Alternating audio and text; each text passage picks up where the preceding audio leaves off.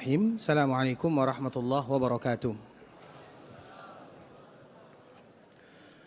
Alhamdulillahirabbil alamin. Wassalatu wassalamu ala asyrafil anbiya'i wal mursalin wa ala alihi wa ashabihi wa man tabi'ahum bi ihsanin ila yaumiddin, amma ba'du. Alhamdulillah, Allah Subhanahu wa taala kembali memberikan kemudahan kepada kita untuk bisa menjadi tamunya. Karena siapapun yang berada di rumah Allah Subhanahu wa taala, maka mereka adalah tamunya Allah Subhanahu wa taala. Sehingga Allah Subhanahu wa taala senantiasa memberikan kemuliaan dan kemuliaan kepada para tamunya. Dan di antara salah satu kemuliaan untuk tamunya adalah janji Allah Subhanahu wa taala yang sangat indah.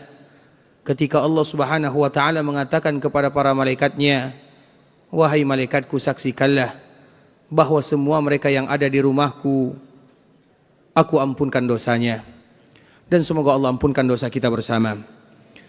Amin amin ya rabbal alamin. Kemudian salawat beriringkan salam semoga senantiasa tercurahkan buat junjungan alam Nabi kita yang mulia, uswah dan qudwah kita bersama, Muhammad bin Abdullah sallallahu alaihi wasallam. Rasulullah sallallahu alaihi wasallam adalah manusia yang paling menyayangi kita, bahkan melebihi daripada orang tua kita sendiri. Sehingga Allah Subhanahu wa taala menyebutkan di dalam Al-Qur'an, "An-nabiyyu aula bil mu'minina min anfusihim." Sesungguhnya Nabi sallallahu alaihi wasallam lebih pantas bagi seorang mukmin, bahkan melebihi diri mereka sendiri. Maka dari itulah Umar bin Khattab radhiyallahu ta'ala anhu pernah mengatakan dan mengungkapkan perasaan cinta kepada Nabi dengan mengatakan, "Ya Rasulullah, la anta ahabbu ilayya min kulli syai' illa min nafsi." Engkau adalah orang yang paling aku cintai dari segala-galanya kecuali daripada diriku. Ketika Nabi sallallahu alaihi wasallam mendengarkan kalimat tersebut, maka Nabi sallallahu alaihi wasallam memberikan tanggapan terhadap apa yang disebutkan oleh Umar. Perkataan Umar ini tidak salah. Karena biasanya seseorang apabila mencintai orang lain, maka tidak mungkin dia mencintai orang tersebut melebihi daripada dirinya. Itu secara umum. Dan itu yang disebutkan oleh Umar kepada Nabi sallallahu alaihi wasallam. Namun untuk Nabi tidak demikian keadaannya. Nabi sallallahu alaihi wasallam menyebutkan, "Tidak demikian sampai engkau cinta kepadaku melebihi cintamu terhadap dirimu sendiri." Maka di saat itulah Umar bin Khattab langsung mengatakan, "Ya Rasulullah, engkau adalah orang yang paling aku cintai, melebihi daripada anak-anakku, keluargaku, hartaku, dan bahkan melebihi diriku." Di saat itulah Nabi mengatakan, "Al-ana ya Umar, sekarang baru engkau mencintaiku wahai Umar." Agar kita tahu bahwa mencintai Nabi sallallahu alaihi wasallam bukan perkara yang ringan, bukan perkara yang mudah. Dan di antara bentuk kita mencintai Nabi sallallahu alaihi wasallam adalah mempelajari agamanya, mengetahui sejarahnya, mengamalkan sunnahnya, bersolawat kepadanya. Itu merupakan di antara bentuk kita mencintai baginda Rasulullah sallallahu alaihi wasallam. Dan di antara kecintaan yang paling mudah kepada Nabi adalah dengan senantiasa mengucapkan salam dan solawat kepada Rasulullah sallallahu alaihi wasallam, sehingga dengannya Nabi sallallahu alaihi wasallam memberikan motivasi kepada mereka yang banyak mengucapkan solawat dan memberikan ancaman dan kecaman bagi mereka yang lupa bersolawat kepada Nabi. Karena solawat kepada Nabi itu adalah bukti kita mengingat dan mengenang Nabi.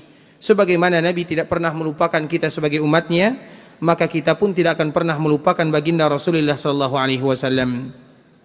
Ikhwatul Islam, saudara kaum muslimin, kaum muslimat, ikhwani akhwati rahimani wa rahimakumullah. Pada malam hari ini kita akan membahas salah satu tema, yaitu orang tua para ulama.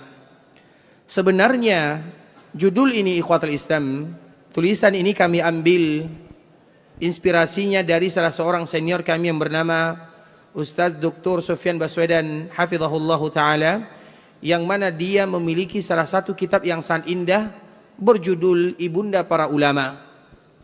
Namun di dalam kitab ini hanya dikhususkan ibunda para ulama. Sedangkan kami menginginkan orang tua para ulama. Memang banyak para ulama itu mereka dididik oleh ibunya. Tapi kita harus tahu bahwa ada andil orang tua mereka di dalamnya. Iya, Imam Syafi'i mungkin tidak berjumpa dengan ayahnya, tapi di dalam dirinya mengalir doa ayahnya. Iya, Imam Ahmad, Imam Malik, Imam Bukhari, mereka tidak berjumpa dengan ayahnya, tapi kita tidak tahu bagaimana doa ayahnya kepada Allah Subhanahu wa taala. Sehingga kita tidak bisa menafikan para ulama itu, ayah dan ibu mereka, baik ayah kandung atau yang ke atasnya, mereka memiliki andil yang sangat luar biasa. Dan orang tua itu ikhwatul Islam, di dalam Al-Quran ataupun di dalam hadis-hadis Nabi sallallahu alaihi wasallam, orang tua itu bisa jadi orang tua kita secara langsung atau orang tua di atas orang tua atau buyut, itu semuanya disebut dengan orang tua.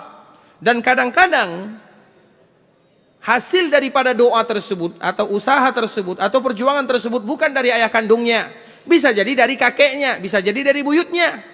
Dan itulah makna daripada hadis Nabi sallallahu alaihi wasallam, ana da'watu abi. Saya ini adalah hasil daripada doa ayahku.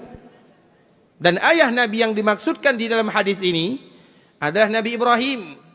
Dan Nabi sallallahu alaihi wasallam mengatakan bahwa Nabi Ibrahim itu adalah ayahku.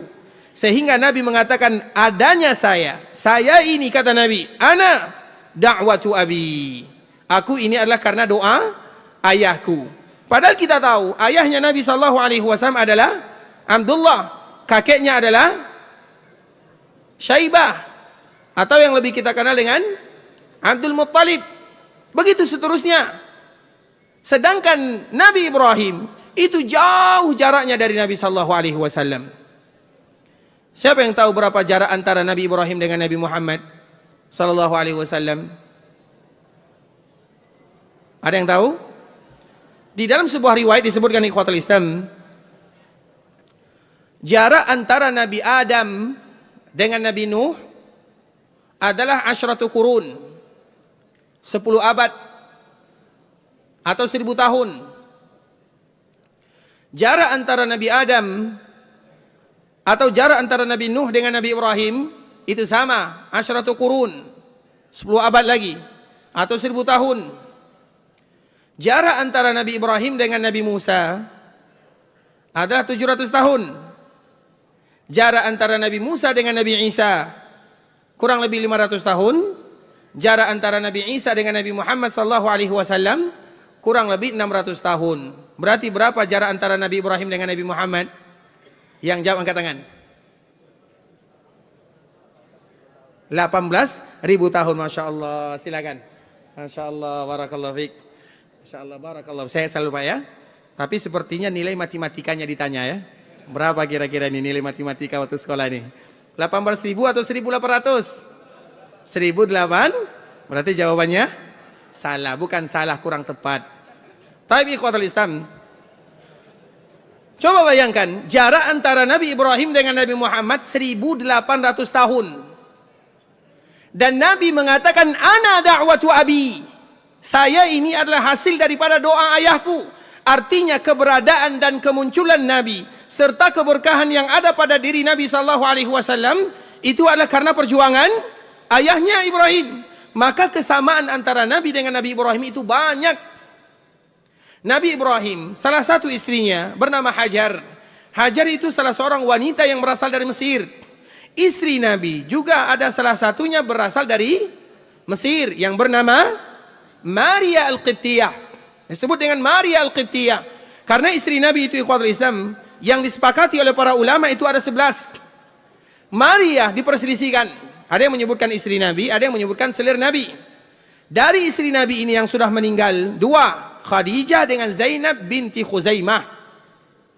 Yang masih hidup, Saudah, Aisyah, Safiyah, Hafsah, Ummu Salamah, Ummu Habibah, Maimunah, Juwairiyah, Zainab binti Jahshin, ditambah dengan Maria Al-Qibtiyah. Mereka itu adalah wanita-wanita yang termulia. Wajib bagi kita untuk menghafalnya. Siapa yang sudah hafal?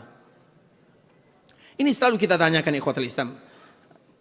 Belajar kita tentang keluarga Nabi sallallahu alaihi wasallam. Nanti diusahakan untuk dihafal ya, karena mereka itu adalah ibu kita bersama.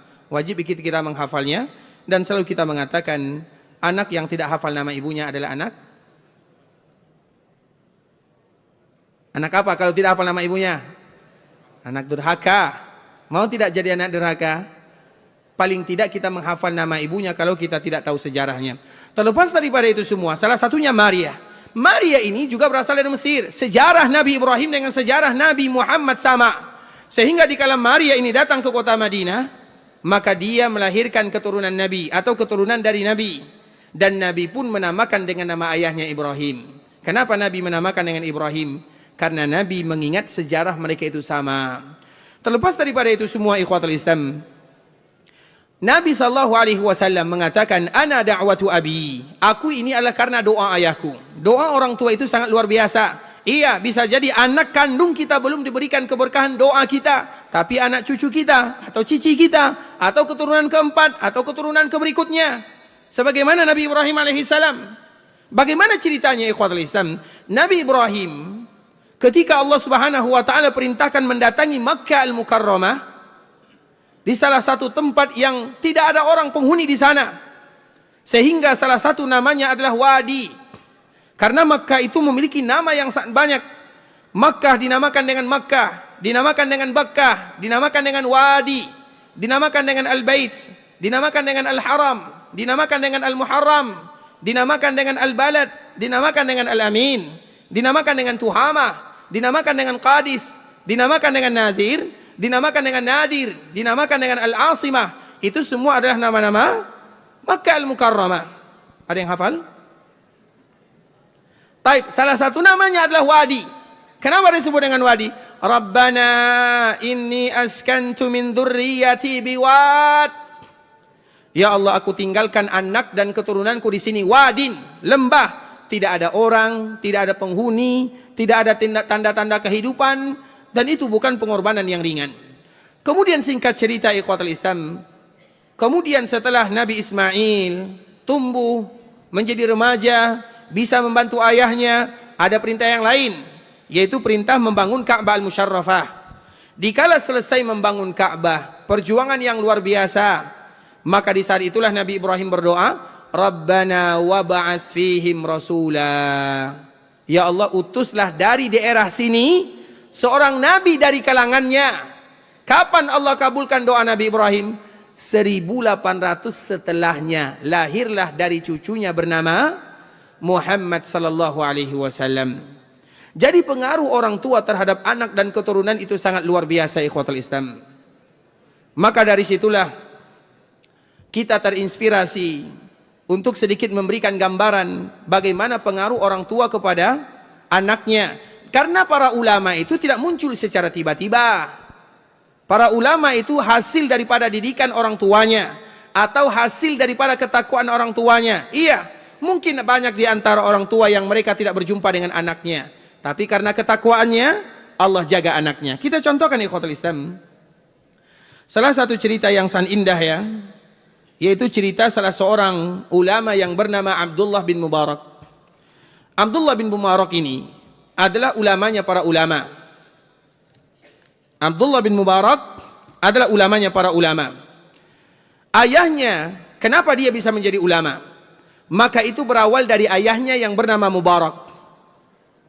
Mubarak ini ikhwatul Islam, nanti bisa kita ambil faedah darinya. Mubarak ini adalah salah seorang yang berasal dari negara India, berkulit hitam, budak yang dijual di pasaran. Kemudian dibeli oleh tuannya. Tuannya bernama Nuh bin Maryam. Kemudian apa yang terjadi ikhwatul Islam? Maka Mubarak ini diperintahkan oleh tuannya, majikannya, uridu an tamdi wa tahfadzul karam. Wahai Mubarak, aku menginginkan kamu untuk menjaga karam. Karam itu bahasanya adalah anggur ataupun yang serupa. Artinya majikannya memperuntukkan Mubarak ini yang tadi dibeli untuk menjaga kebun anggur. Itu adalah tugasnya. Kemudian tiba-tiba setelah lama Mubarak bekerja di sana, maka majikannya datang untuk mencicipi dan melihat keadaan. Kemudian dikala Mubarak ini dipanggil oleh tuannya, wahai Mubarak, ke sini kamu. Ya Mubarak, nawilni unuq atau nawilni unquda inab. Wahai Mubarak, coba bawakan kepadaku beberapa buah anggur. Maka di saat itulah Mubarak memetik beberapa anggur. Kemudian setelah diambil oleh Mubarak, apa yang terjadi? Ternyata anggur yang dipetiknya terasa tidak manis, sangat asin atau sangat masam. Kemudian majikannya yang bernama Nuh bin Maryam mengatakan, "A'tini ghaira hadza." Wahai Mubarak, berikan kepadaku anggur yang lain. Karena bisa jadi Mubarak ini salah ambil. Kemudian diberikan kepada majikannya. Majikannya melihat anggur ini tidak manis, maka dia meminta anggur yang lain. Kemudian Mubarak kembali memetik anggur yang lain. Dikala diambil anggur yang lain, masih sama. Jadi Mubarak ini tidak tahu mana yang manis, mana yang tidak manis. Maka di saat itulah majikannya heran dan bertanya, "Mas sabab fi annaka la tunawilni min hadzal katsir ghairal hamid?" Wahai Mubarak, apa sebabnya ketika engkau tidak bisa memberikan kepadaku anggur yang manis? Apakah kamu tidak tahu yang manis mana yang tidak manis? Sudah berapa lama kamu bekerja di sini? Seolah-olah majikannya marah. Kenapa engkau tidak bisa membedakan mana yang manis, mana yang tidak manis? Kemudian di saat itulah Mubarak mengatakan, "Li'anni la a'lam ahamidun hu am hulu." Wahai tuanku, aku tidak tahu mana yang manis, mana yang tidak. Ketika mendengarkan jawaban daripada Mubarak, di saat itulah Nuh bin Maryam, dia bukan orang sembarangan. Nuh bin Maryam ini adalah orang yang terpandang di kampungnya. Dia adalah qadhi, dia adalah ulama, dia adalah orang kaya. Maka dikala mendengarkan jawaban Mubarak, dia mengatakan, "Subhanallah, laka fi hadzal qaram syahrun kamil, ma ta'rifu al-hamid min al-hulu." Subhanallah, engkau tidak tahu mana yang manis, mana yang tidak, wahai Mubarak. Kenapa engkau tidak tahu? Maka di saat itulah Mubarak mengatakan sebuah perkataan yang membuat terkejut majikannya. "Wa haqquka ayyuhas sayyid, innani ma dzuktuhu wa lam a'lam ahamidun am hulu." Ketahuilah wahai tuanku, sesungguhnya aku tidak pernah mengambil satu anggur pun aku tidak pernah mencicipinya. Sehingga aku tidak tahu mana yang manis, mana yang bukan manis. Kemudian di saat itulah tuannya bertanya lagi, "Lima la akalta min?" Kenapa engkau tidak mengambilnya? Maka di saat itulah Mubarak mengatakan, "Li'annaka amartani bihifdzihi wa lam ta'murni bi aklih, fama kuntu akhunuk." Wahai tuanku, ketahuilah, engkau hanya memerintahkan kepadaku untuk menjaga buah anggur, kebun anggur ini aku jaga, bukan untuk mencicipinya. Dan itu bisa kita kiaskan kepada pekerjaan sehari-hari ikhwatul Islam. Betapa banyak di antara kaum muslimin yang diberikan amanah. Ada di antara kita yang diamanahkan untuk menjual, misalnya menjual jeruk, menjual buah-buahan yang lainnya, menjaga toko dan yang semisalnya. Maka kita belajar dari Mubarak. Mubarak mengatakan kepada tuannya, "Wahai tuanku, engkau tidak pernah perintahkan kepadaku untuk memakannya. Perintahmu kepadaku untuk menjaganya." Sebenarnya kalau Mubarak memakannya ikhwatul Islam, Mubarak kalau memakan buah tersebut, itu adalah haknya. Dan kalau seandainya dia makan, majikannya juga tahu. Misalnya kita jual buah-buahan, kemudian anak-anak buah, kemudian anak buah tersebut memakan beberapa buah-buahan, itu sesuatu yang biasa. Kecuali kalau dia makan semuanya, baru luar biasa. Artinya agar dia tahu mana yang manis, mana yang bukan. Nah, Mubarak tidak demikian keadaannya. Dan itulah yang disebut dengan wara'. Itulah yang disebut dengan wara'. Kemudian ikhwatul Islam, dikala tuannya mendengarkan jawaban daripada Mubarak, maka di saat itulah majikannya tidak langsung percaya. Dia bertanya kepada pembantu yang lain, dia bertanya kepada orang lain, dia bertanya kepada yang dekat dengan Mubarak. Kemudian setelahnya baru tuannya mengatakan, "Hafizallahu alaika amanatak." Semoga Allah senantiasa menjagamu sebagaimana engkau menjaga amanahmu. Maka dari situlah tuan daripada Mubarak ini mulai merasa simpati kepada Mubarak. Dia seorang budak, dia seorang yang terkucilkan, dia seorang yang tinggal jauh dari rumah, dari kampungnya. Masih ada orang yang seperti ini. Maka itulah awal daripada cerita orang tua Abdullah, namanya Mubarak yang tadi kita sebutkan. Kemudian lanjut cerita ikhwatul Islam. Setelah beberapa lama, maka tuannya kembali bercerita dengan Mubarak. Dia pun mengatakan, "Ayyuhal ghulam, qad waqa'a li raghbatun fika wa yanbaghi an taf'ala ma amurak." wahai Mubarak, aku ingin bermusyawarah denganmu, dan aku ingin engkau melaksanakan apa yang aku inginkan. Maka di saat itulah Nuh bin Maryam yang selaku Tuan Mubarak ini bercerita. Apa ceritanya? Cerita yang dialami oleh semua kaum muslimin. Nuh bin Maryam, dia adalah seorang yang terpandang, orang yang kaya, seorang qadhi. Maka dia pun mengatakan, aku memiliki seorang putri. Banyak yang sudah melamarnya. Kalau aku terima lamaran dari fulan, maka orang ini akan marah. Kalau aku terima dari fulan, maka yang lain akan marah. Itu adalah kata Nuh bin Maryam. Jadi dia meminta pendapat kepada Mubarak, kepada siapa aku akan menikahkan putriku. Maka di saat itulah jawaban Mubarak. Dia mengatakan, innal kuffara fi zamanil jahiliyah kanu yuridunal asla wan nasab wal baita wal hasab. Mubarak mengatakan, wahai tuanku, ketahuilah, ini adalah barometer. Kalau orang-orang jahiliyah di zaman Nabi sallallahu alaihi wasallam, dikala mereka ingin menikahkan keluarganya, anaknya, putrinya, maka yang mereka cari adalah al-aslu wan nasab. Mereka mencari nasab dan keturunan.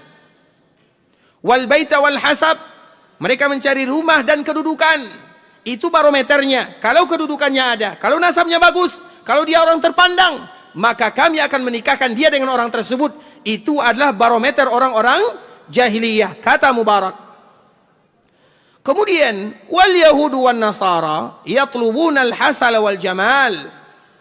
Sedangkan barometer orang-orang Yahudi dan orang-orang Nasara, dikala mereka ingin menikahkan anaknya, yang mereka lihat adalah al-hasan, keindahan, wal jamal, kecantikan, kegantengan. Itu barometernya. Kalau gagah, kalau cantik, kalau ganteng akan dinikahkan. Itu adalah sifat orang-orang Yahudi dan Nasara. Wa fi ahdi Rasulillah sallallahu alaihi wasallam kana an-nasu yatlubuna ad-din wa tuqa. Sedangkan di zaman Nabi, dikala ada yang menikahkan keluarganya, putrinya, maka yang mereka pandang adalah agama dan ketakwaan. Kemudian setelah Mubarak menggambarkan kalimat ini, dia kembali melanjutkan, amma fi zamanina hadha fannasu yatlubuna al-mal fakhtar min hadhihi al-arba'ah ma turid. Sedangkan di zaman kita ini, wahai tuanku, yang dilihat oleh orang kalau seandainya ingin menikahkan keluarganya adalah harta. Jadi seolah-olah Mubarak memberikan pilihan kepada tuannya. Kalau orang-orang jahiliyah yang mereka pandang adalah kedudukan, nasab. Kalau orang-orang Yahudi yang mereka cari adalah kecantikan, kegantengan. Kalau orang-orang di zaman Nabi yang mereka pandang adalah agama dan ketakwaan. Makanya kita perhatikan ikhwatul Islam, Nabi SAW kalau menikahkan seseorang, kadang-kadang tidak selevel. Yang satu kaya, yang satu miskin. Yang satu tidak bagus, yang satu tidak bagus rupanya, yang satu cantik. Karena yang mereka pertama kali pandang adalah iman dan takwa, agama. Wa amma fi zamanina, sedangkan zaman sekarang, kalau mereka menikahkan keluarganya, yang mereka pandang adalah harta. Itu adalah kata Mubarak kepada tuannya. Kemudian dia mengatakan, fakhtar min hadhil arba'a ma turid. Maka pilihlah wahai tuanku, kepada siapa kira-kira kamu menciptakan atau kamu mengkawinkan dan menikahkan putrimu. Dan ada 4 golongan, silakan pilih salah satu di antara yang 4 ini. Kemudian di saat itulah ikhwatul Islam, tuannya mulai berpikir, bagaimana cara dia menikahkan keluarganya atau anaknya, putrinya, satu-satunya putri. Dan dia adalah orang yang terpandang, orang yang banyak harta, qadhi, pemimpin kaumnya. Kemudian tiba-tiba dia datang kepada Mubarak dan mengatakan, wahai Mubarak, aku tidak melihat orang yang paling pantas untuk menikahi putriku kecuali kamu. Maka di saat itulah Mubarak mengatakan, ayyuhas sayyid, ana abdun raqiqun hindiyun aswadun abta'tani bimalik, kaifa tuzawwijuni bibnatika wa tardani. Apa jawaban Mubarak? Jawaban Mubarak ini ikhwatul Islam, dia mengatakan, aku ini hanyalah seorang hamba, seorang budak yang tidak merdeka, berasal dari India, berkulit hitam, dijual di pasar, dan engkau beli aku dengan hartamu. Bagaimana mungkin aku menikah dengan putrimu? Kalau kita ada tawaran seperti itu, apa jawabannya? Sami'na wa ta'na. Iya atau tidak? Kita semua seperti itu. Tapi lihat bagaimana Mubarak. Ayyuhas sayyid, ana abdun raqiq. Aku ini budak, berasal dari India. Artinya bukan berasal dari kampung sini, bukan berasal dari daerah sini. Aswad, hitam lagi. Jadi apa kelebihan yang ada pada Mubarak? Tidak ada. Harta tidak ada. Jangankan harta, dirinya sendiri, bukan dia yang punya. Seorang hamba budak. Kemudian warnanya hitam, Hindi. Dia menyebutkan Hindi karena jauh. Kaifa tuzawwijuni? Bagaimana mungkin akan menjadi menantumu? Dan engkau ridho kepada diriku. Kemudian di saat itulah tuannya mengatakan, qum bina ilal baiti linudabbira hadzal amr. Wahai Mubarak, ayo kita berdiri, pulang ke rumah, kita akan atur urusan ini.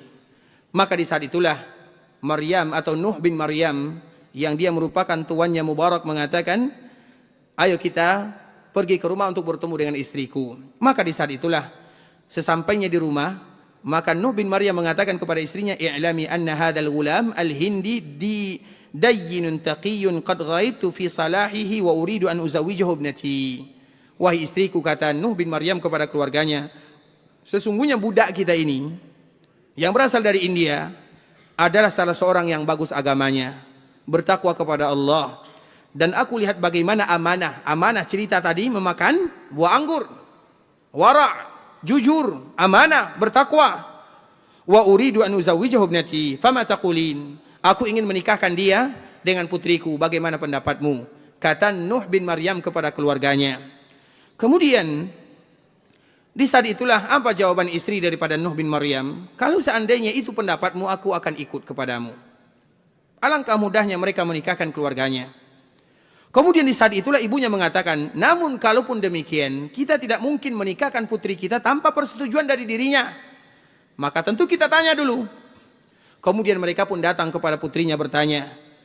Ada salah seorang laki-laki yang dia berasal dari daerah yang jauh, tapi dia bertakwa, bagus agamanya, bagus akhlaknya, amanah. Disebutkan semua sifat Mubarak.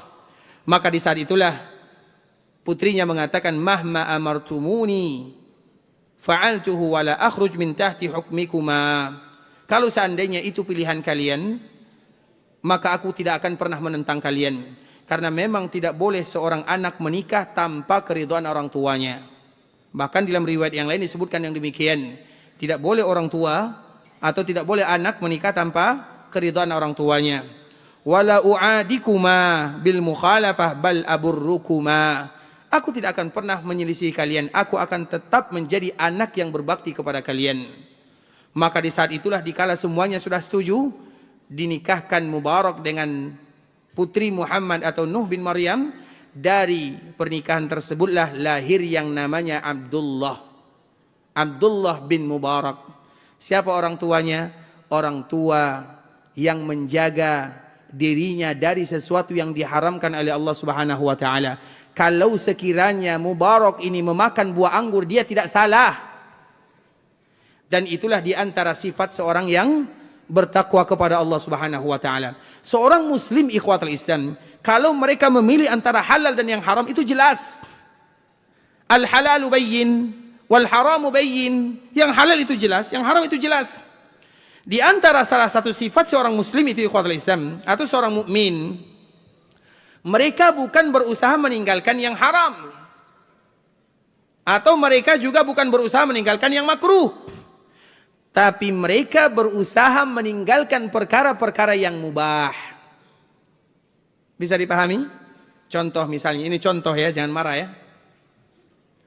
Seperti misalnya nonton televisi misalnya. Apa hukum menonton televisi?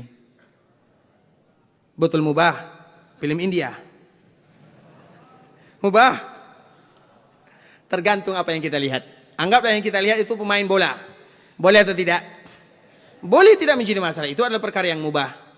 Tapi seorang mukmin, mereka akan berusaha meninggalkan yang mubah untuk memanfaatkan waktunya dalam hal-hal yang sunnah, yang wajib, yang fardu. Itulah di antara sifat yang paling mulia, di antara sifat orang-orang yang saleh atau di antara sifat mereka yang ingin kembali dan bertakwa kepada Allah Azza wa Jalla. Kalau meninggalkan perkara yang haram itu sesuatu yang jelas. Bahkan di dalam riwayat yang lain ikhwatul Islam ada lagi cerita yang hampir mirip. Karena para ulama itu kalau seandainya kita perhatikan orang tuanya, mereka betul-betul luar biasa. Kita azan dulu. Azan dulu ya. Sebentar kita break sebentar atau kita skip dulu. Insya Allah kita sambung setelah azan. Karena tadi perjanjiannya dengan pengurus azan, kemudian nanti kita lanjutkan. Jadi salat isya ditunggu sebentar ya. Kita tidak lama, insya Allah sampai jam 10 tadi katanya. Barakallahu fiikum wa jazakumullahu khairan.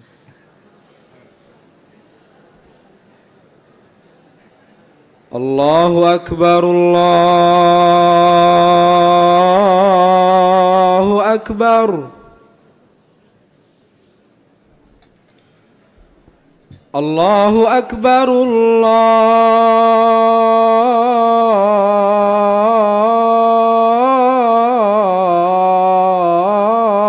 Allahu akbar.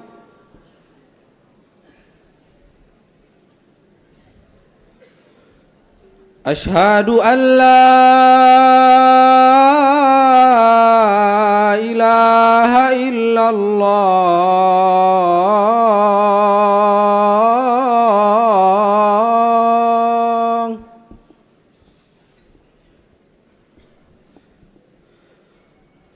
Ashhadu an la ilaha illallah.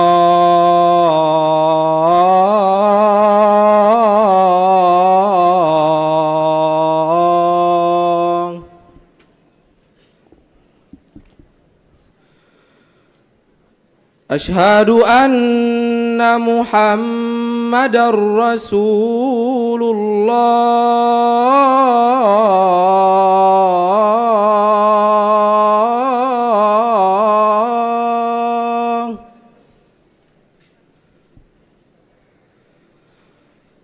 Ashhadu anna Muhammadar Rasulullah.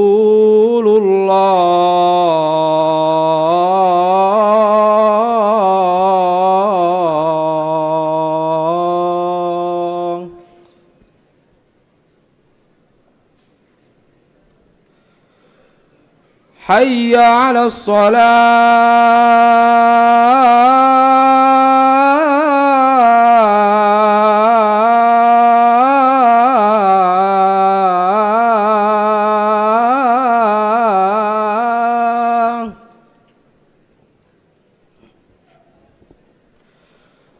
Hayya 'alas shalah.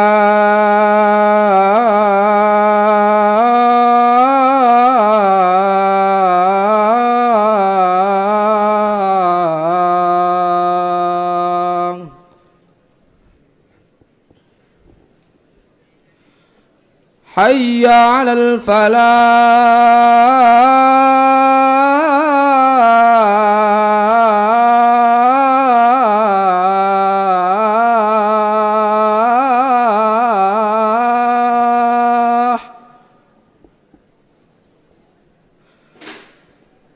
Hayya 'alal falah.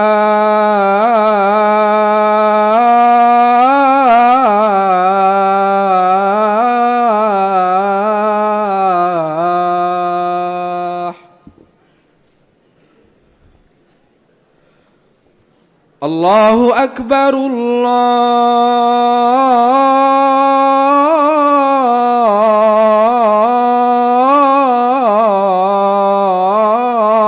akbar. La ilaha illallah.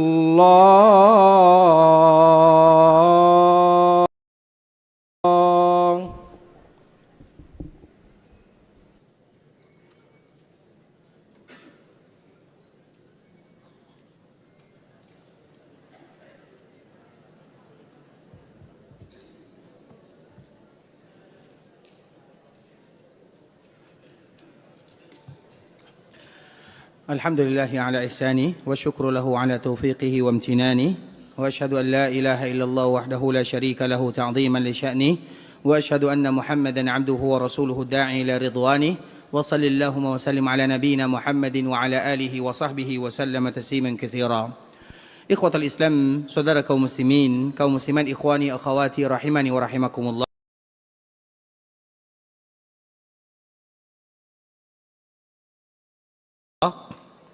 Kita akan kembali melanjutkan sedikit motivasi kepada kita selaku orang tua, karena bagaimanapun di antara salah satu profesi yang paling tidak diminati adalah menjadi salah seorang ulama. Itu adalah merupakan di antara profesi yang jarang orang berkecimpung di dalamnya. Makanya kalau kita tanya anak-anak kita, apa cita-citanya? Siapa di antara mereka yang menjawab, saya ingin jadi ulama? Jarang sekali ikhwatul Islam. Yang satu ingin jadi ini, yang satu ingin jadi itu. Dan ketahuilah ikhwatul Islam, tidak ada profesi yang paling indah. Semua profesi itu indah kalau dijadikan semuanya untuk Allah Azza wa Jalla. Tapi yang paling indah itu ada dua. Yang pertama adalah profesi yang berkaitan dengan hati, karena itu adalah raja daripada anggota badan. Dan yang kedua profesi yang berkaitan dengan jasad. Dua profesi ini adalah dua profesi yang paling mulia. Yang pertama berkaitan dengan hati. Apa obat hati kita? Tidak lain tidak bukan adalah ayat-ayat Allah, hadis-hadis Nabi sallallahu alaihi wasallam. Siapa yang menyampaikan kepada kita ayat-ayat Allah dan hadis-hadis Nabi? Para ulama. Sehingga para ulama itu ikhwatul Islam, mereka berada di bawah para nabi.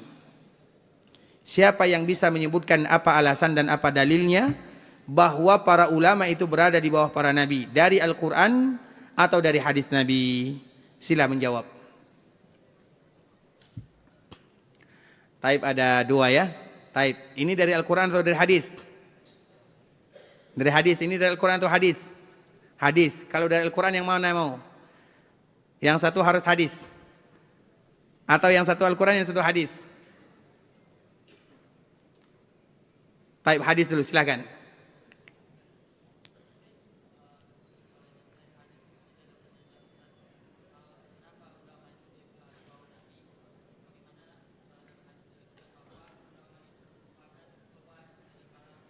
Jadi hadis kita sekarang bahasa Indonesia ya. Taib, hadis bahasa Arabnya apa? Hadis bahasa Arab tidak tahu ya. Taib, berarti kalau tidak tahu hadiahnya separuh ya. Taib, sila. Taib, yang kedua. Silakan.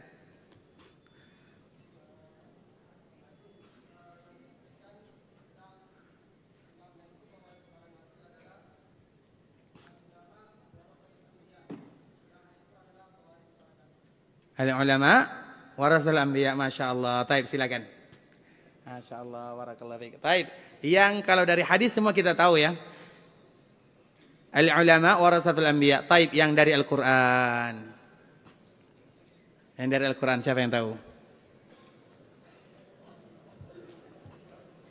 Taib, anak-anak Ustaz ada yang tahu?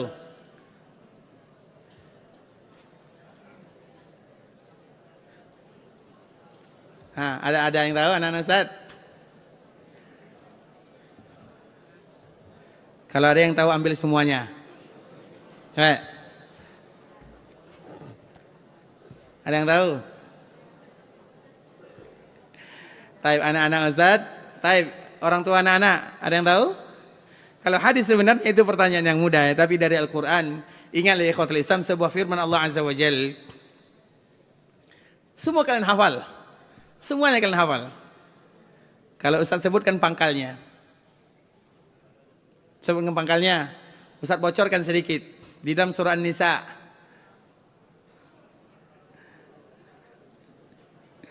Siapa yang bisa jawab?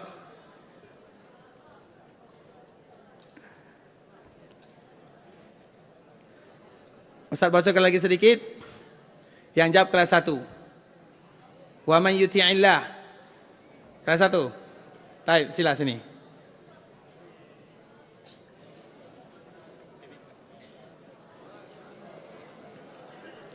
Taib. Karena tidak ada mic sini. Ada?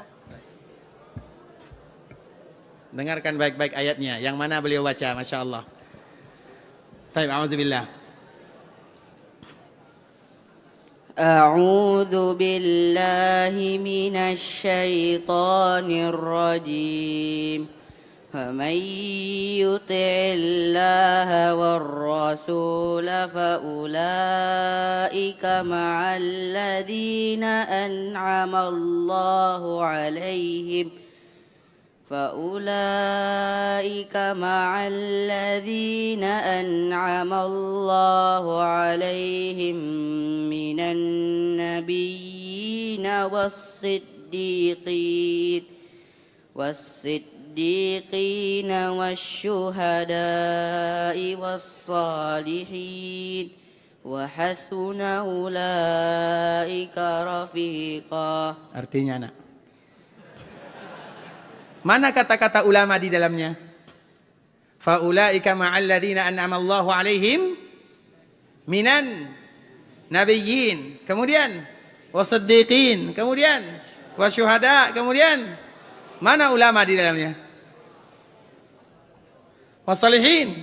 Tidak semua orang soleh mereka ulama, tapi para ulama mereka pasti menjadi orang.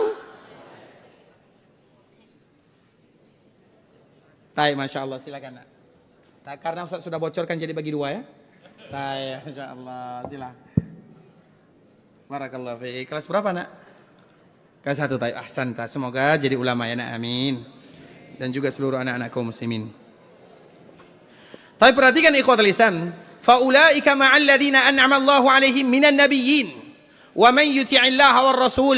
Siapapun yang taat kepada Allah, taat kepada Rasulnya, faulaik. Ayat ini ikhwatul Islam adalah ayat yang luar biasa. Ada sabab nuzulnya. Ada salah seorang sahabat. Jadi dia ini setiap kali berjumpa dengan Nabi, dia bahagia, dia ceria. Kemudian setiap kali pulang ke rumah dia bersedih. Bersedih. Kenapa dia bersedih? Dia mengatakan kepada keluarganya, kalau di dunia setiap hari kita bisa berjumpa dengan Nabi. Kalau kita ada masalah, kita bisa cerita kepada Nabi. Kalau ada masalah yang besar, bisa jadi wahyu turun. Tapi kalau kita sudah meninggal, Nabi meninggal, kita tidak tahu. Kalau Nabi meninggal, maka Nabi pasti akan mendapatkan surga. Dan surga Nabi pasti yang termulia. Kalau kita yang meninggal, kata sahabat ini, kalau kita yang meninggal, kalau saya yang meninggal, maka saya tidak tahu masuk surga atau neraka. Kalaupun masuk surga, saya juga tidak tahu surga yang mana. Jadi kalimat ini dia ceritakan kepada istrinya. Artinya seolah-olah dia mengatakan, kalau di dunia mudah bagi kita bertemu dengan Nabi. Kalau di akhirat bagaimana cara kita bertemu dengan Nabi? Tidak ada kesempatan kita bisa berkumpul dengan Nabi.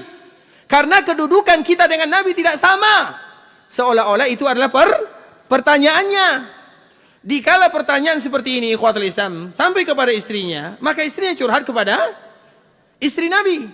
Nah, dikala istri Nabi sampai berita ini kepadanya, maka dia mengatakan kepada Nabi. Nabi juga tidak tahu jawabannya. Karena Nabi tidak bisa mengatakan, kamu berada dalam surga bersamaku, sampai ada wahyu dari Allah Azza wa Jal. Jadi itulah yang dia pikirkan. Kemudian ikhwatul Islam, setelahnya Allah turunkan ayat ini kepada Rasulullah sallallahu alaihi wasallam. Wa man yuti'illaha war rasul. Siapapun yang taat kepada Allah, maka harapan mereka berkumpul dengan Nabi masih ada. Dan kita pun masih bisa mencari Nabi sallallahu alaihi wasallam. Maka Nabi pernah ditanya oleh Anas bin Malik, "Ya Rasulullah, nanti kalau di akhirat, di padang mahsyar, semua orang memikirkan tentang dirinya, kami ingin bertemu dengan dirimu, di mana kami akan cari?" Nabi membocorkan rahasianya. Nabi yang lain mereka tidak menyebutkan kepada umatnya. Tapi Nabi membocorkan kepada umatnya, kalau nanti di akhirat dan kalian ingin mencari diriku, cari aku di sirat. Nabi akan berada di sirat. Kemudian ikhwatul Islam, sahabat Anas kembali bertanya, "Ya Rasulullah, kalau seandainya kami tidak menemukan dirimu di sirat, di mana kami akan cari?" Maka Nabi mengatakan, "Cari aku di mizan, timbangan." Kemudian sahabat Anas kembali bertanya, "Ya Rasulullah, kalau kami juga tidak menemukan dirimu di mizan, di mana kami cari?" Maka Nabi mengatakan, "Cari aku di telaga, di haud." Disinilah tempat Nabi sallallahu alaihi wasallam Nabi sebutkan kepada kita. Artinya sayangnya Nabi sallallahu alaihi wasallam kepada umatnya. Nabi tidak pernah meninggalkan kita untuk selama-lamanya. Di sirat Nabi ada. Dan itu adalah sesuatu yang kita perlukan. Di mizan Nabi ada, dan itu adalah sesuatu yang mencekamkan. Di sirat juga ada, dan itu adalah sesuatu yang menegangkan. Karena Nabi ingin memastikan umatnya selamat dari 3 lokasi ini, maka Nabi akan selalu berada di sana. Artinya ikhwatul Islam, Nabi menyebutkan, apakah kesempatan kita berkumpul dengan Nabi masih ada atau tidak? Inilah jawabannya. Wa may yuti'illaha war rasul, dengan syarat taat kepada Allah, taat kepada Rasulnya. Jadi kita beribadah mengikuti Nabi sallallahu alaihi wasallam, tujuannya adalah agar kita mudah berkumpul bersama Nabi. Ketika Allah menyebutkan faulaik, maka mereka itulah bersama ma'an nabiyyin wasiddiqin wasyuhada wassalihin. Dan ini adalah derajat manusia. Yang pertama adalah an-nabiyun, para nabi. Kita tahu siapa itu para nabi. Yang kedua as-siddiqun. As-siddiqun itu siapa? Para ulama mengatakan itulah para ulama. As-siddiqun. Agar kita tahu bahwa para ulama itu kedudukan mereka berada setelah para nabi. Ayatnya mana? Ayat yang tadi barusan dibacakan oleh anak kita. Wa may yuti'illaha war rasula fa ulaika ma'al ladzina an'ama Allahu 'alaihim minan nabiyyin wasiddiqin. Para nabi, para ulama, kemudian baru syuhada, kemudian baru orang-orang saleh. Agar kita tahu bagaimana kemuliaan yang Allah berikan kepada para ulama. Dan para ulama itu mereka tidak muncul secara tiba-tiba. Butuh proses perjuangan yang panjang dan luar biasa, terutama dari orang tuanya. Kita contohkan misalnya ulama di abad pertama. Siapa yang tahu ulama di abad pertama? Ulama di abad kedua adalah Imam Syafi'i. Karena Imam Syafi'i wafat pada tahun, siapa yang tahu kapan wafat? Angkat tangan. Kapan Imam Syafi'i wafat? Tahun berapa? 204 Hijriah. Silahkan, Masya Allah. Barakallahu fiik. Imam Syafi'i 204 Hijriah. Artinya Imam Syafi'i adalah ulama di abad, karena Nabi menyebutkan tidak ada dalam 100 tahun, artinya 1 abad, kecuali Allah kirim ulama yang akan menjaga agama. Jadi setiap 100 tahun itu pasti ada ulamanya. Ulama makna di sini ikhwatul Islam adalah ulama yang memiliki power yang luar biasa. Karena ulama itu banyak, tapi banyak para ulama yang betul-betul diberikan karunia dan taufik oleh Allah Azza wa Jal. Salah satunya adalah Imam Syafi'i. Imam Syafi'i itu adalah ulama dunia di abad kedua. Pertanyaannya, siapa ulama di abad pertama? Karena setiap abad itu ada. Abad pertama, abad kedua, abad ketiga, sesuai dengan hadis Nabi. Tidak ada 1 abad 100 tahun kecuali ada ulama yang diutus. Di abad kedua adalah Imam Syafi'i, di abad pertama adalah siapa? Ibnu, Masya Allah, Abdullah bin Mas'ud. Silakan Pak, Masya Allah. Semoga memberikan keberkahan ya. Silakan, Masya Allah. Barakallahu fiik. Tapi ini kitab ini 1 jilid, dia ada 2 jilid ya. Jadi dibagi-bagi 1 jilid ya. Baik, barakallah. Sehat selalu Pak ya, Masya Allah. Jawabannya salah ya. Baik. Abdullah bin Mas'ud ikhwatul Islam, dia bukan ulama abad pertama. Dia adalah sahabat Nabi. Kalau sahabat Nabi sudah pasti kan? Kalian mau jawab? Baik, siapa yang pertama kalian angkat tangan nak? Kalian berdua lah maju. Dua-duanya. Masya Allah. Ini tidak sepakat jawabannya ya. Baik, kamu di sini, yang satu di sini. Baik, kamu apa jawabannya? Imam Bukhari. Alhamdulillah, kamu apa jawabannya? Imam Abu Hanifah. Dua-duanya Masya Allah. Yang 1 jilid 2, yang 1 jilid 1. Dan Alhamdulillah dua-duanya salah juga ya.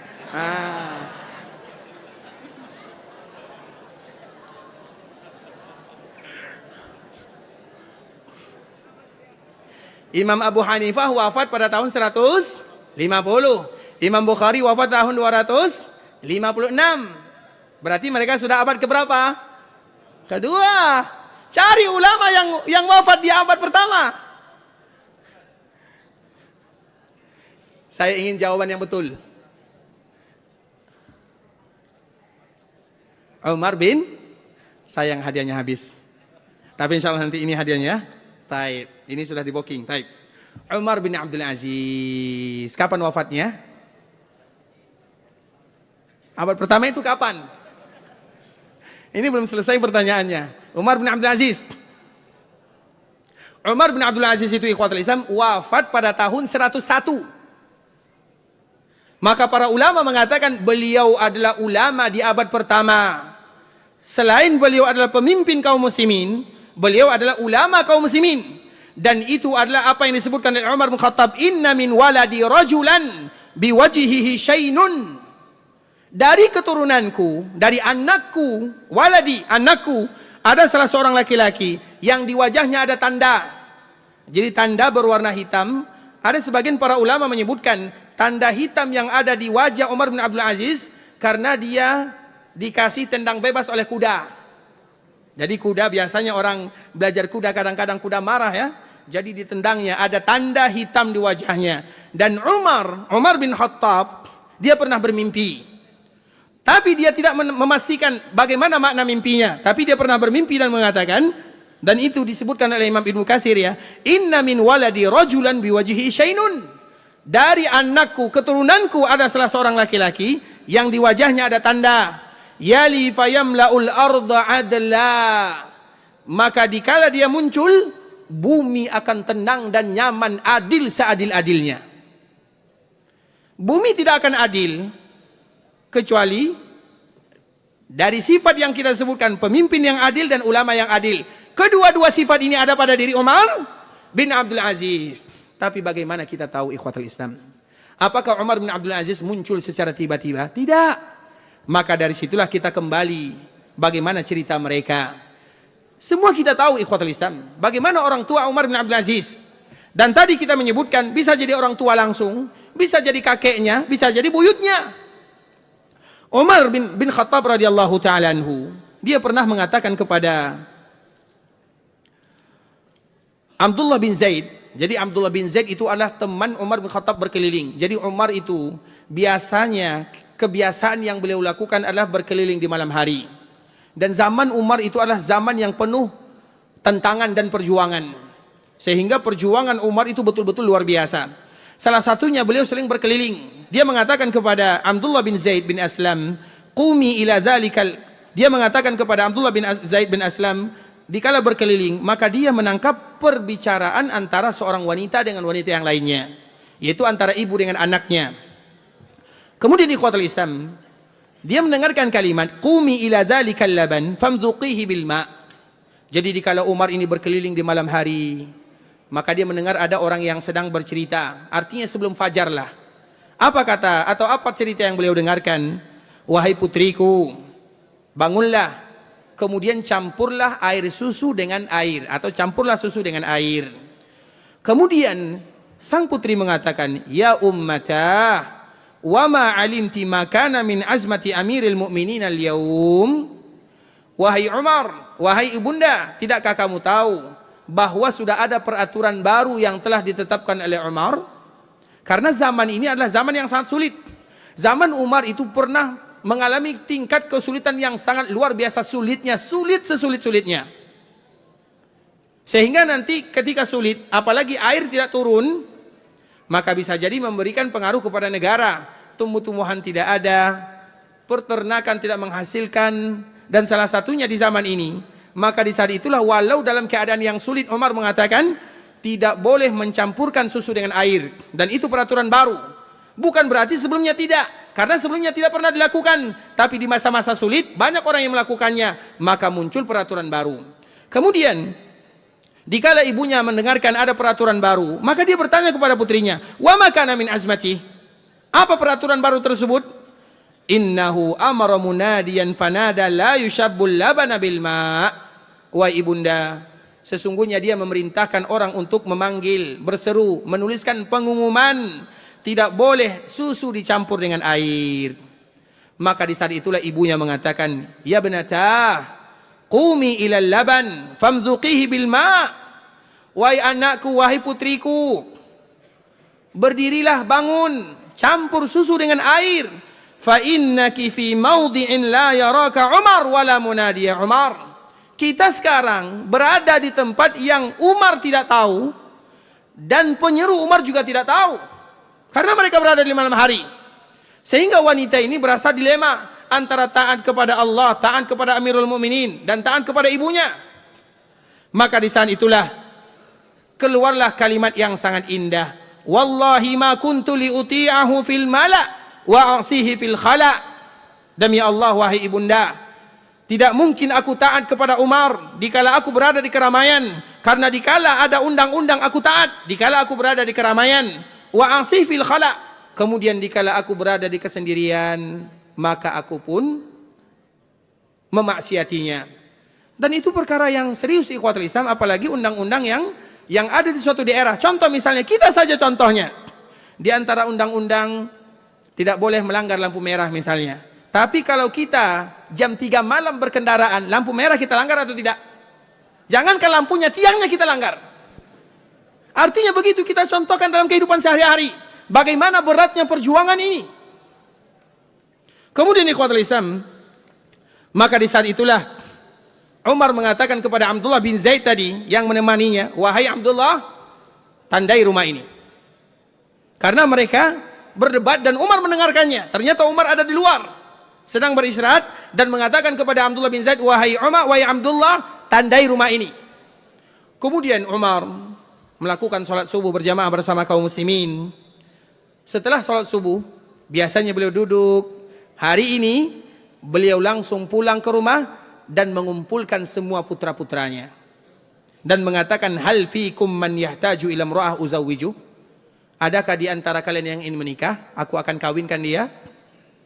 Kemudian sebelum itu Umar mengatakan, walau kana bi abikum haraka ila nisa ma sabaqaku minkum ahadun ila hadhil jariyah. Kalau seandainya ayah kalian ini masih ada keinginan untuk menikah, maka aku yang pertama kali menikahi perempuan tersebut. Kata Umar bin Khattab kepada anak-anaknya. Kemudian Umar bin Khattab bertanya kepada anaknya satu, bertanya kepada anaknya Abdullah, dan setiap mereka mengatakan, kami sudah punya keluarga, kami sudah punya istri. Kemudian tiba-tiba yang tersisa adalah Asim, dan dia mengatakan, ya abata la zaujata li fazawwijni. Wahai ibunda, wahai ayahanda, nikahkan aku karena aku belum punya istri. Namanya Asim. Kemudian Umar datang kepada rumah yang tadi ditandai, kemudian melihat keadaan mereka. Ternyata mereka orang yang miskin. Kalau seandainya mereka campurkan ikhwatul Islam, boleh atau tidak? Boleh atau tidak? Mereka miskin, butuh duit, tidak makan. Jadi itu bukan perkara yang ringan ikhwatul Islam, terutama karena kadang-kadang banyak di antara kita yang sukses dengan ujian dikala kita sulit, tapi jarang di antara kita sukses diuji dikala kita senang.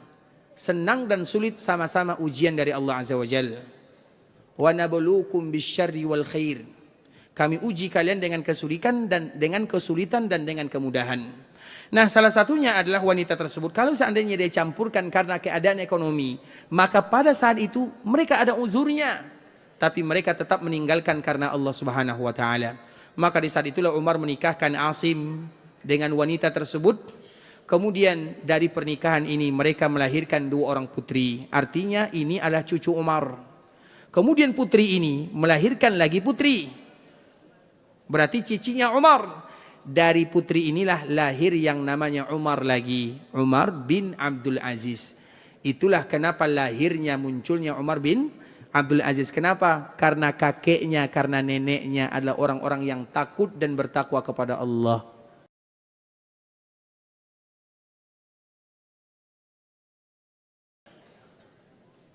Siapa di antara kita yang bisa mencontoh ini? Bahkan jangankan itu ikhwatul Islam, ada yang lebih ekstrim lagi ceritanya. Yaitu ada salah seorang imam, namanya Imam Al-Juwaini. Al-Juwaini itu ada 2. Ada Juwaini ayah, ada Juwaini anak. Juwaini ayah, dia pekerjaannya biasa. Kemudian di zaman dia itu zaman yang sulit ya.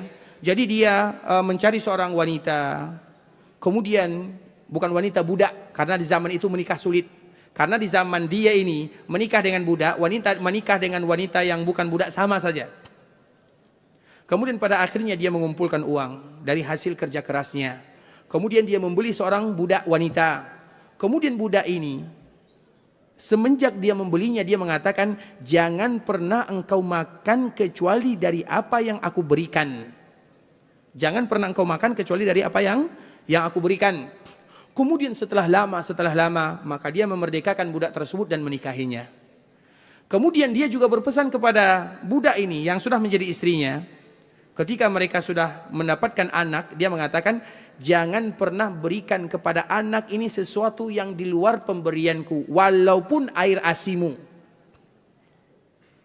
Itu pesannya, sebagaimana jika dia juga menjaga ibunya.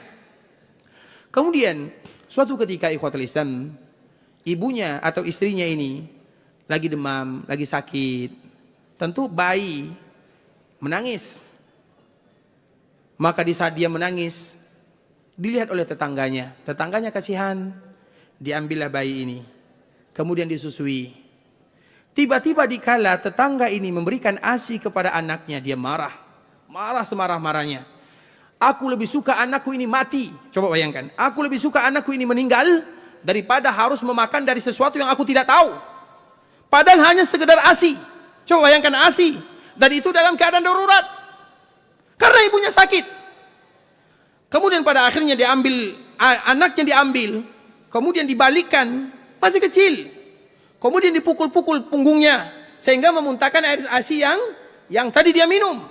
Apa salah seorang anak kecil? Apa salahnya? Diperlakukan oleh ayahnya seperti ini.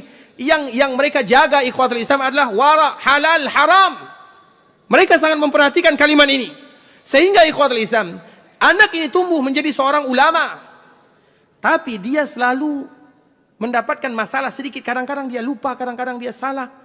Dan dia selalu mengatakan, kesalahan yang ada pada diriku adalah gara-gara ASI orang lain yang aku minum.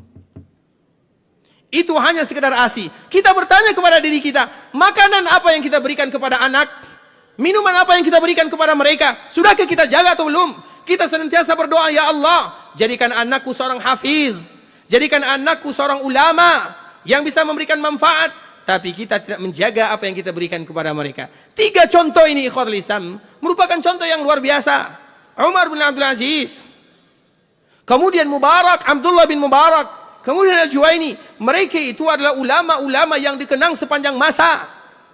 Tapi mereka tidak muncul kecuali dari orang tua yang luar biasa. Menjaga agama, menjaga ketakwaan, menjaga kewaraan. Dan kita juga melihat banyak para ulama itu orang tuanya bukan ulama, tapi mereka sangat menjaga. Bisa jadi karena doanya, ketawaduannya, kewaraannya, ketakwaannya, agamanya. Artinya ikhwatul Islam, Ustadz saya ini bukan seorang ulama, sulit rasanya untuk menjadikan anak saya sebagai seorang ulama. Coba kita lihat ikhwatul Islam, banyak para ulama itu yang orang tuanya bukan ulama, tapi mereka bertakwa. Dari situlah kita senantiasa berharap kepada Allah. Masih banyak lagi cerita-cerita yang lain ikhwatul Islam. Dan cerita yang terakhir ya, cerita yang terakhir ini yang ada di zaman kita, sebenarnya masih banyak lagi di zaman-zaman yang lain. Salah seorang ulama yang masyhur di zaman kita sekarang ini, yang sering datang ke sini, yaitu Syekh Abdul Razak, hafizahullah ta'ala. Syekh Abdul Razak itu ikhwatul Islam, kami mengetahuinya adalah salah seorang ulama yang betul-betul luar biasa ya, waktunya betul-betul bermanfaat. Karena alhamdulillah kami bertetangga dengan beliau, jadi kami selalu sholat memperhatikan bagaimana keadaannya. Tapi apakah Syekh Abdul Razak itu muncul secara tiba-tiba? Tidak, muncul dari seorang ayah yang luar biasa. Salah satu atau ayahnya namanya adalah Syekh Abdul Muhsin. Syekh Abdul Muhsin itu ikhwatul Islam perhatikan. Dia itu punya, karena biasanya dia punya pena, meletakkan di sini pena. Dia selalu punya 2 pena, 2 pensil lah, pena ya, 2 pena. Terus kenapa harus ada 2? Maka ada yang bertanya kepadanya, kenapa harus ada 2? Maka dia pun mengatakan, yang satu untuk pekerjaan dinas. Karena dia bekerja sebagai rektor atau wakil rektor atau dekan. Pokoknya bekerja sebagai PNS lah kalau bahasa kitanya. Jadi pena ini pena kantor, pena negara. Aku tuliskan untuk urusan negara. Yang satunya pena pribadi. Kalau ada urusan pribadi ini yang aku tuliskan. Pena berapa harganya? Tapi dia bedakan antara pena ini dengan pena itu. Kita mobil negara pun kita habiskan semuanya. Tidak muncul secara tiba-tiba ikhwatul Islam. Dan tentunya cerita-cerita ini memberikan motivasi kepada kita bersama. Karena kesempatan kita masih banyak untuk melahirkan. Kalau bukan anak kita jadi ulama, bisa jadi cucu kita, bisa jadi cici kita, dan kita akan dikenang sepanjang sejarah karena ketakwaan dan agama. Dan semoga Allah lahirkan dari anak dan keturunan kita ulama-ulama yang diridhai oleh Allah Subhanahu wa taala. Ikhwatul Islam, kita tidak jadi sampai jam 10 ya. Diskon 2 jam. Kita cukupkan sampai di sini, kecuali kalau ada di antara kita yang bertanya. Kalau sekiranya ada di antara kita yang bertanya, maka kami persilakan. Barakallahu fikum wa jazakumullahu khairah. Tadi yang dapat hadiah siapa? Sila. Semoga bermanfaat ya. Insyaallah hafizakumullah barakallahu fikum.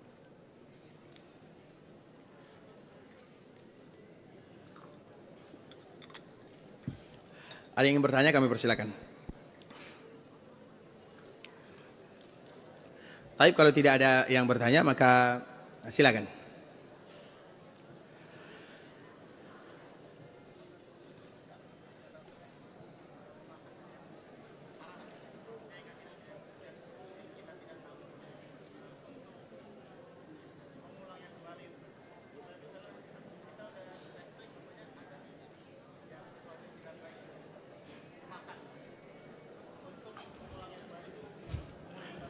Taib ikhwatul Islam, pertanyaannya adalah bagaimana kalau sekiranya, ini ringkasannya ya, bagaimana kalau sekiranya kita dulu pernah terlanjur melakukan sesuatu, mengambil sesuatu yang bukan hak, memakan sesuatu yang diharamkan oleh Allah. Itu pertanyaannya ya.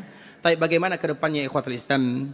Tentu kita tidak pernah, di antara salah satu sifat orang-orang yang beriman, la khaufun alaihim wa lahum yahzanun. Ala inna awliya Allahi la khaufun alaihim wa lahum yahzanun alladzina amanu wa kanu yattaqun.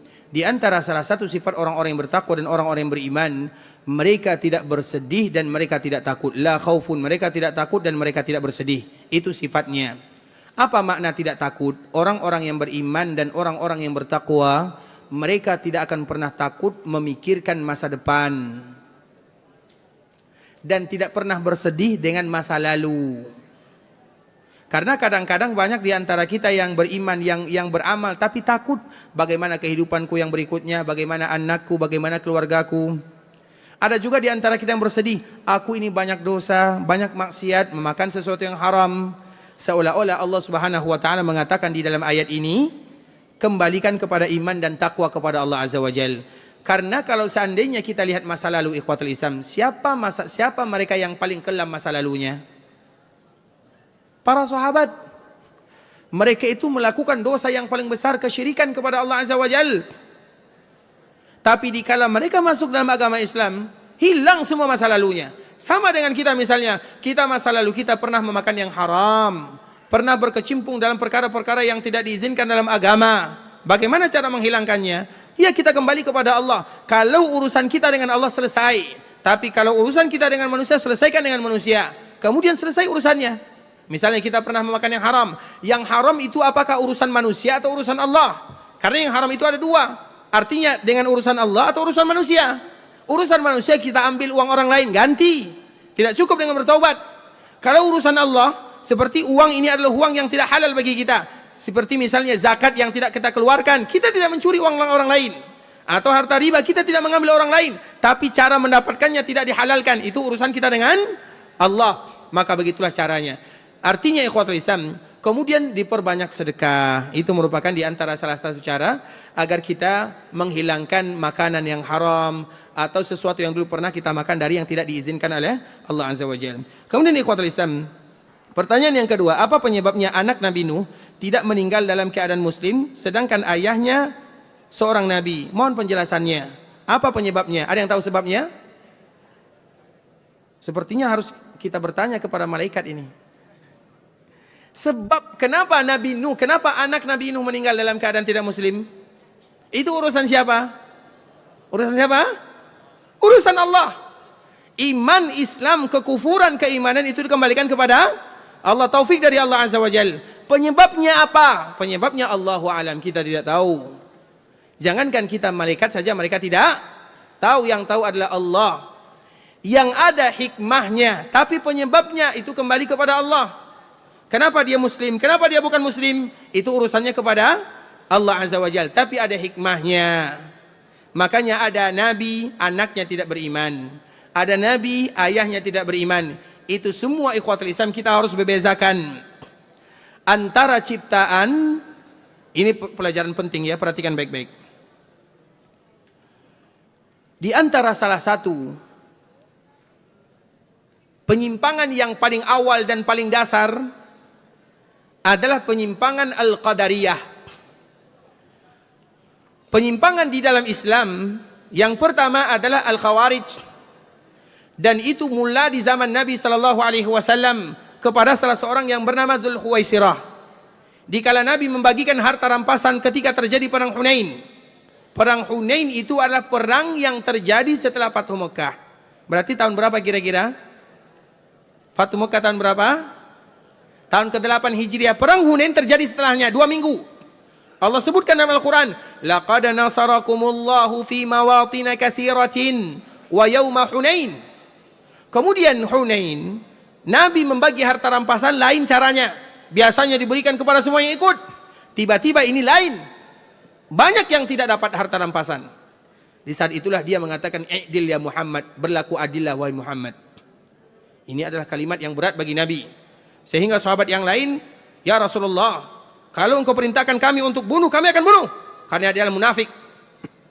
Tidak mungkin dia mengatakan kalimat "I'dil ya Rasulullah," berlaku adillah ya Rasulullah. Maka Nabi mengatakan, "Man ya'dil illam a'dil." Kalau saya tidak adil, siapa yang adil? Jadi Nabi melakukan yang demikian, ada hikmah, tapi dia tidak tahu. Kemudian dia pun pergi meninggalkan pasukan dan Nabi mengatakan dari dialah muncul yang tadi kita sebutkan Khawarij. Itu adalah fitnah yang pertama.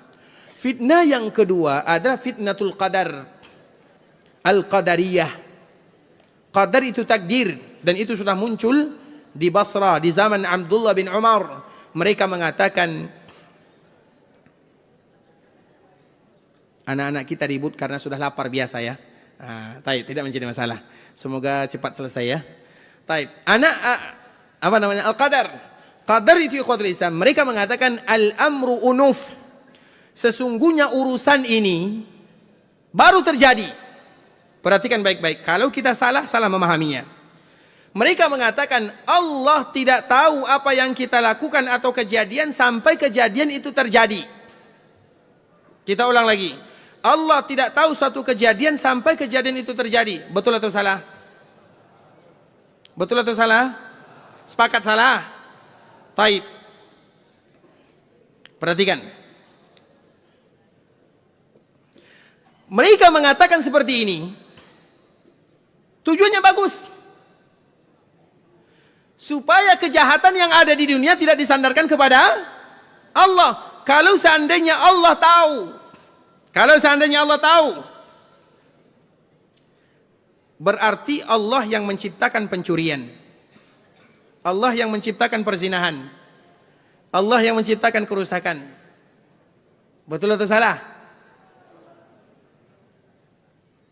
Sudah mulai ragu-ragu dengan ijma.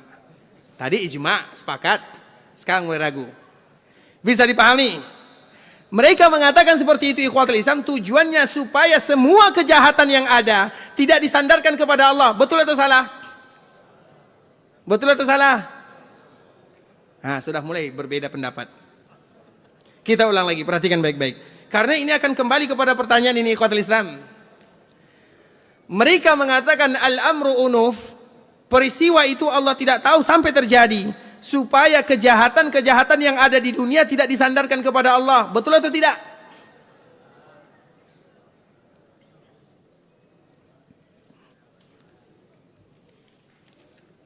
Ikhwatul Islam, semua yang ada di dunia Allah sudah tahu, yang baik ataupun yang buruk. Hanya saja yang harus kita bedakan adalah mana, perhatikan baik-baik kalimatnya. Yang kita bedakan adalah apakah Allah sudah tahu kalau orang ini akan mencuri? Tahu atau tidak? Pencurian yang akan dia lakukan itu Allah ciptakan pada dirinya atau tidak? Allah ciptakan atau tidak? Tidak atau iya?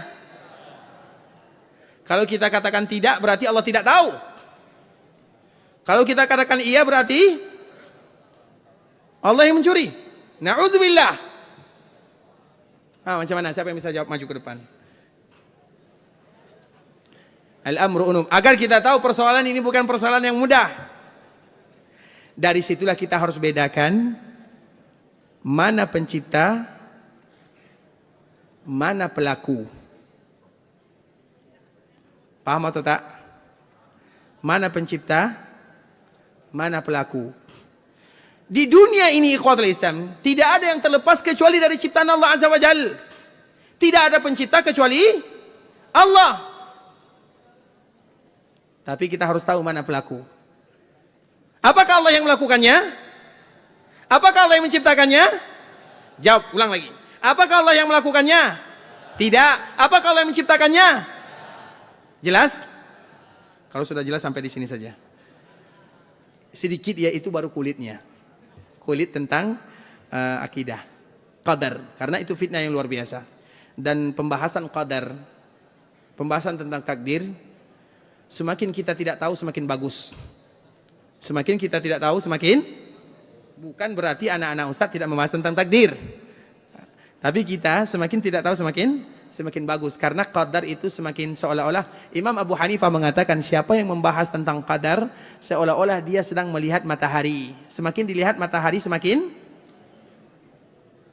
mata tidak melihat. Itu pembahasan tentang qadar. Tapi pertanyaan ini ikhwatul Islam, apa penyebabnya? Itu dikembalikan kepada Allah Azza wa Jalla. Pertanyaannya apa hikmahnya? Sebenarnya pertanyaannya adalah apa hikmahnya. Taib ikhwatul Islam, pertanyaan berikutnya.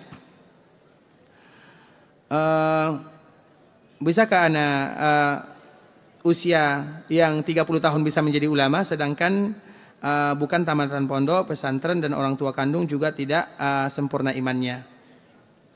Ini kayaknya pertanyaan terakhir harus dihapus ya. Ini menuduh orang tua nih namanya. Taib. Taib ikhwatul Islam, apakah umur 30 tahun bisa jadi ulama? Bisa atau tidak? Kita sebutkan salah satu kisah yang ini juga untuk motivasi untuk kita bersama ya. Ada salah seorang ulama namanya adalah Imam Al-Kisai. Imam Al-Kisai ini dia hidup sebagai biasanya, dan dia adalah salah seorang yang mengembala kambing. Jadi pekerjaannya adalah pengembala kambing.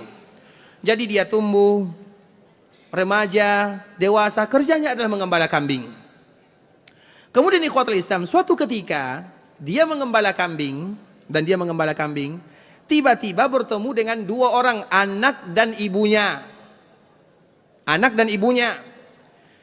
Kemudian apa kata ibunya kepada anak ini? Wahai anakku.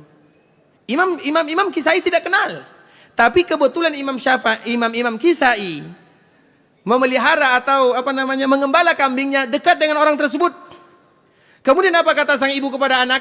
Wahai anakku, rajin kamu belajar supaya besar nanti kamu tidak seperti dia. Sakit hati atau tidak? Bukan kita yang sakit hati, tapi Imam Al-Kisai. Imam Al-Kisai seolah-olah mendengarkan kalimat ini, petir yang menyambar di siang hari. Ayudrabu liyal mathal. Imam Kisai mengatakan, apakah aku yang dijadikan sebagai contoh dalam kebodohan? Wahai anakku, belajarlah kamu, belajar agama supaya kamu tidak seperti pengembala kambing ini. Makanya ikhwatul Islam, kita tidak boleh menghina profesi apapun yang dilakukan oleh kaum muslimin. Wahai anakku, belajarlah kamu supaya nanti kamu dewasa tidak jadi pemulung. Jangan pernah mengucapkan kalimat ini, karena bisa jadi pemulung ini yang berhasil, anak kita yang menderita. Kalau suruh belajar, belajar saja. Jangan dicontoh-contohkan orang lain. Kecuali yang sudah meninggal, itu lain cerita. Makanya sama dengan kisah Al-Kisai. Wahai anakku, belajarlah kamu supaya kamu tidak menjadi pengembala kambing. Seolah-olah itu adalah nasihat ibunya. Imam Al-Kisai dikala mendengarkan kalimat tersebut, dia pun mengatakan, ayudrabu liyal mathal, apakah aku dijadikan contoh dalam kebodohan? Maka di saat itu juga dijual semua kambing-kambingnya. Kemudian dia mulai belajar agama, belajar Al-Quran. Dan dia pun menjadi ulama dalam masalah Al-Quran. Sampai sekarang orang kenal siapa itu Imam Al-Kisai. Salah satu yang meriwayatkan qiraat orang yang belajar Al-Quran dan belajar qiraat, mereka tahu siapa Imam Al-Kisai.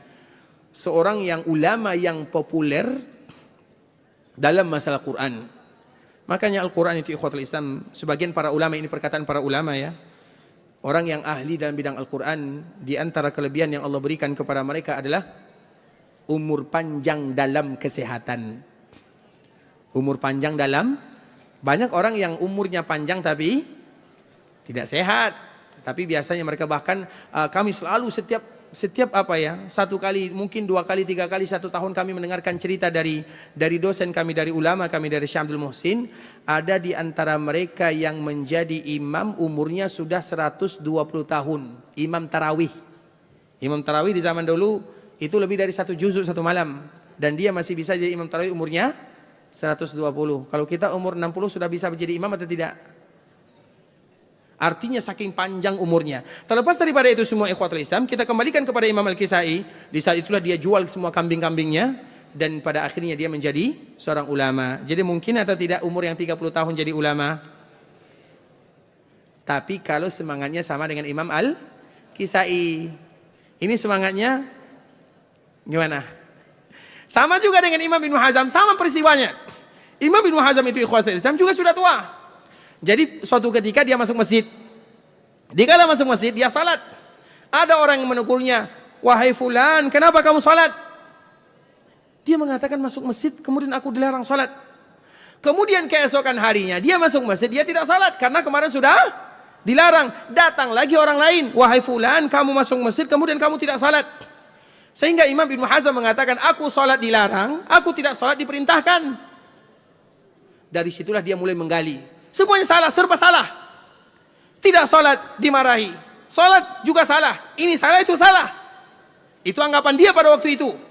Dan dia sudah berumur, ada yang mengatakan 50 atau 60 tahun, bukan 30 tahun lagi. Kemudian ikhwatul Islam dia pun mulai belajar, mempelajari.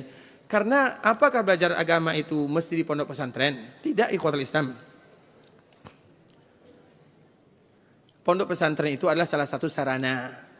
Ulama-ulama kita dulu tentu dilihat daripada segi zaman ya, tapi semangat yang membuat mereka menjadi ulama. Dan sampai sekarang nama-nama cerita tersebut diabadikan di dalam sejarah kaum muslimin. Maka tidak ada alasan bagi kita untuk tidak belajar agama Allah Azza wa Jalla. Maka kalimat yang selalu kita sebutkan, belajar agama adalah kewajiban bukan pilihan. Sehingga Nabi menyebutkan talabul ilmi faridah. Faridah itu artinya fardu. Sebagaimana Allah wajibkan kepada kita salat, maka Allah wajibkan kepada kita belajar agama. Artinya kalau ada yang meninggalkan salat berdosa, maka yang meninggalkan belajar agama juga berdosa. Karena kalimatnya fardu.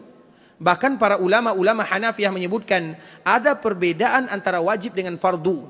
Kalau wajib ya wajib, kalau fardu itu 2 kali wajib. Dan itu disebutkan talabul ilmi faridah, artinya wajib-wajib kita untuk belajar agama. Kalau tidak, maka berdosa.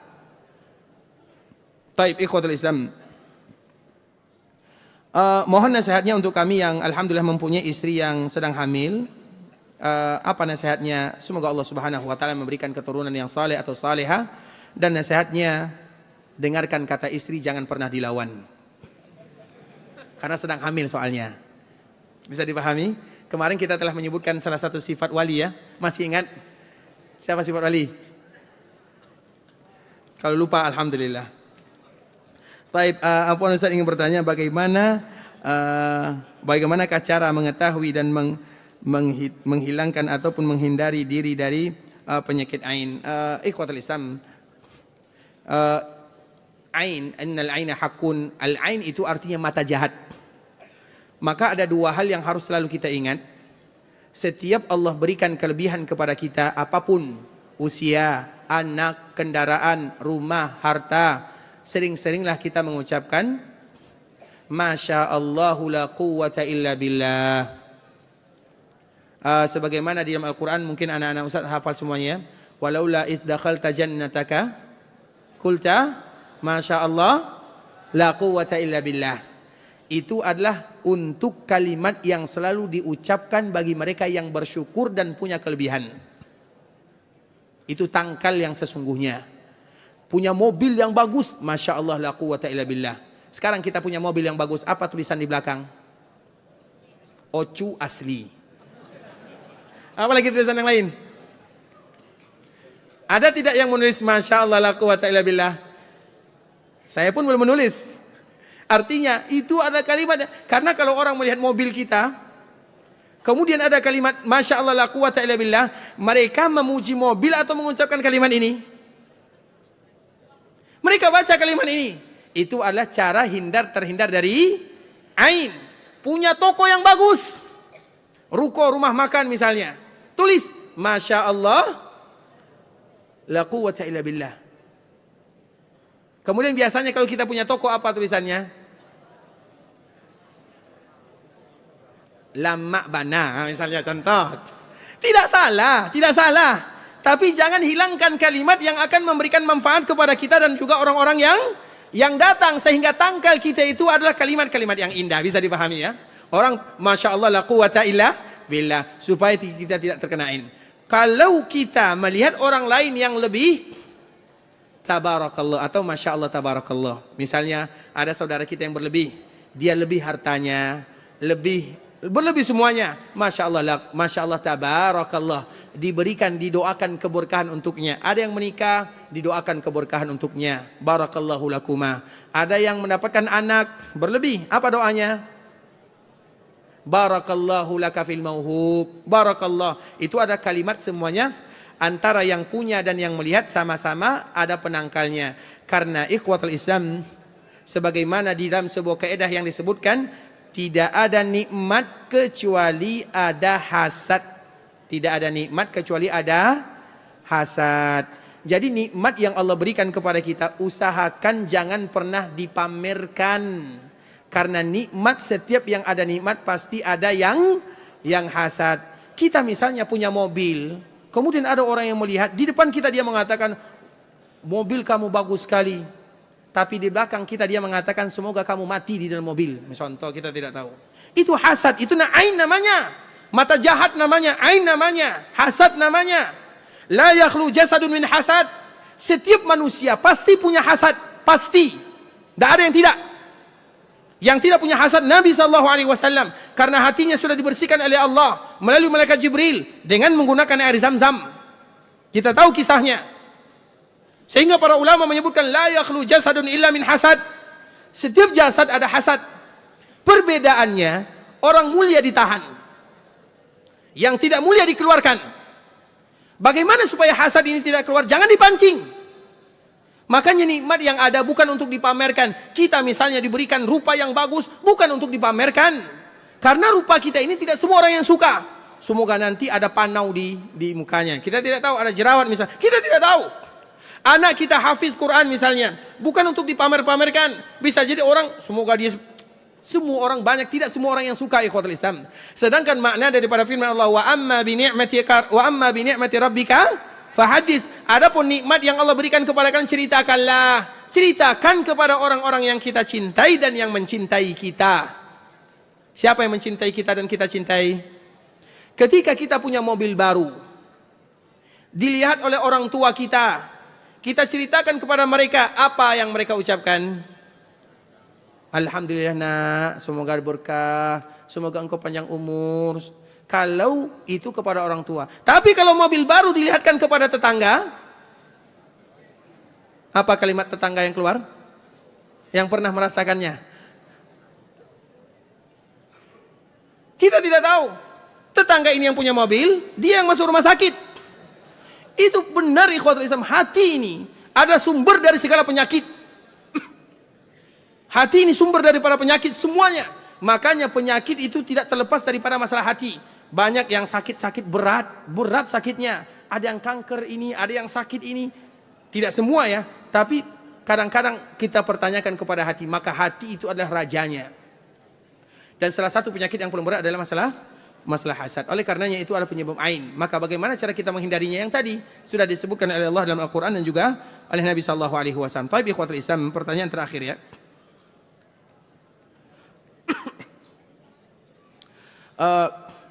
Orang tua saya memakan daging babi. Daging babi ini B2 bahasa siapa ya? B2, biasanya mereka bilang B2. Saya jadi takut membawa anak saya untuk berkunjung ke rumah orang tua, takut memakan yang haram. Apa solusinya Ustadz? Karena sudah banyak peralatan masak yang terkena najis. Misalnya, kita punya orang tua yang suka makan babi, anggaplah dia kaum muslim. Kemudian kita ingin membawa anak, biasanya apa solusinya? Karena daging babi otomatis ada alat memasaknya. sudah tercampur babi. Solusinya adalah setiap kali kita pergi ke rumah orang tua, bawa makanan segudang. Paham atau tidak? Sehingga orang tua kita tidak lagi masak. Jadi kita bawa makanan, tidak mungkin mereka masak. Jadi kita makan makanan yang kita bawa. Kami selalu memperhatikan ya, salah satu, karena kebetulan kami bertetangga dengan Syekh Abdul Razak ya. Syekh Abdul Razak itu pernah suatu siang ya, kebetulan kami ada urusan yang mendesak. Jadi bawa mobil waktu itu agak kencang sedikit ya, agak laju. Tiba-tiba ada orang yang bawa rantang ya, bawa rantang. Kemudian kami melaju, dia mengelak sedikit. Kemudian ternyata dikala kami lihat, ternyata beliau adalah Syekh Abdul Razak, sedang bawa rantang. Bawa kepada orang tuanya, itu pekerjaan beliau. Dan beliau itu ahli masak. Makanya kalau kita ingin jadi ulama, pandai masak dulu. Karena laki-laki mesti pandai masak. Dan itu kewajiban laki-laki untuk istri dan anaknya. Bukankah para sahabat mengatakan, ya Rasulullah, apa kewajiban kami terhadap keluarga kami? Apa jawaban Nabi? Berikan kepada mereka makan apa yang kamu makan. Berarti apa yang kita makan berarti dari kita. Karena kewajiban istri itu tidak banyak, ikhwatul Islam. Taat kepada Allah, taat kepada suami. Masak, mencuci, bersihkan rumah itu tugas suami. Tugas istri apa? Taat kepada suami.